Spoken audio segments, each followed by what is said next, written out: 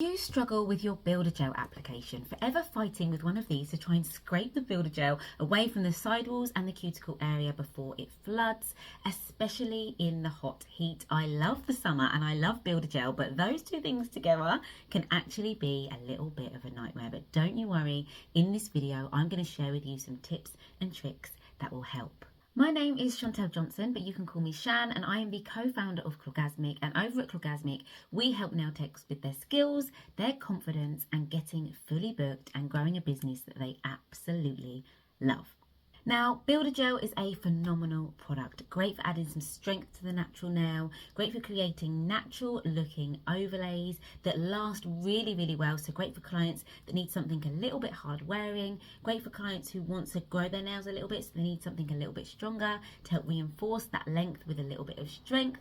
It's great because you can get a nice strong nail enhancement without them being thick and chunky, but trying to get that beautiful application perfect every single time can be really tricky, especially when it's warm or if you are a newbie. So I wanted to talk to you about a few things that can help. Now, I do see a lot of people using a striping brush when it comes to a Builder Gel application. There's nothing wrong with this, but I don't want you relying on this. I don't want this to be the one thing that you need for a neat Builder Gel application. In our fully accredited Builder Gel course, I actually teach how to get a beautiful Builder Gel application each and every time without using a striping brush and just using the brush that comes in the bottle. So if you're interested in that, the links will be down below, but let's get into some of these tips. Here in the UK, a Builder Gel is a soft gel. It is a soak-off gel in general. Now, I know a lot of brands do different things, so I'm just really generalizing here.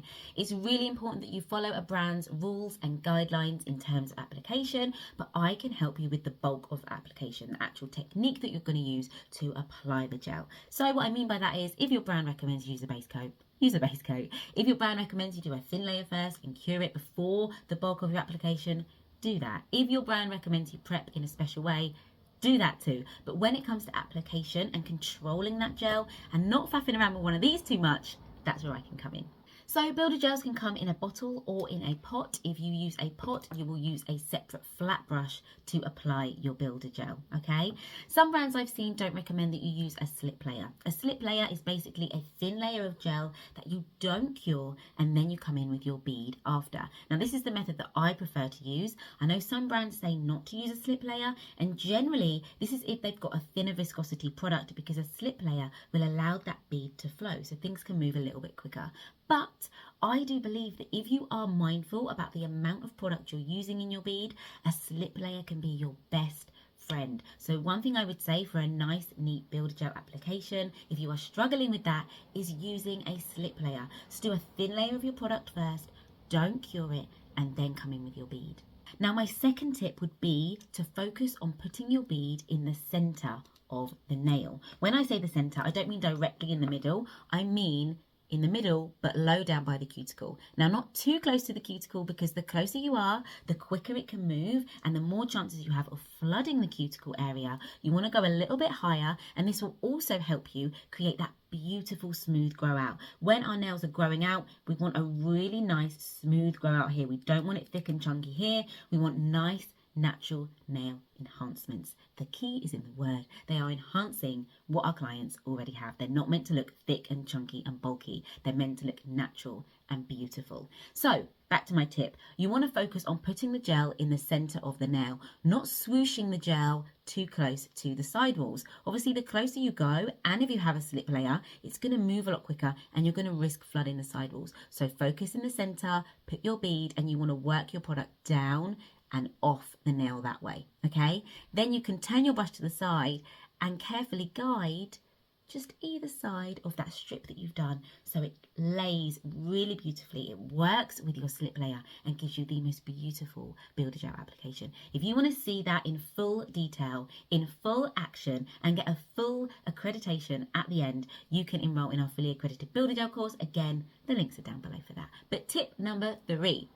Be mindful of where you're keeping your gels. Now, it is no secret that a lot of the products will say keep out of direct sunlight. Sunlight is UV, it will cure your gels, so it is not great to have an open bottle by a window or have a brush that has gel on it by a window. It will cure, it will semi-cure in the light, and you will ruin your brush and you will ruin your products. So don't keep it in direct sunlight, but also be mindful of the temperature of where you're keeping your products. Try and keep them in a cool, dark area. Obviously, the warmer things get, the thinner the viscosity gets, and the trickier things can be to work with. So that would be another tip that I would share. If you have any questions, pop them down below. Thank you so much for watching, and I really hope these tips help. Now, again, there is nothing wrong with using a striper, but I just don't want you guys relying on a striper for that beautiful application. Not only will this take you more time, but it's also a little bit faffy. You want to make sure you are getting that beautiful, neat application every single time, quickly and efficiently, because time is money. The more clients we can get in, the quicker we can make a decent income from being a nail tech, which I'm very passionate about helping you guys to do. In the next video, I'm going to be sharing with you ways to prevent gel manicures from lifting. So that includes builder gel manicures, hard gel manicures, classic gel manicures. We're going to talk about lifting and how to prevent it. So make sure you are following. Please like and subscribe, and I'll catch you in the next one.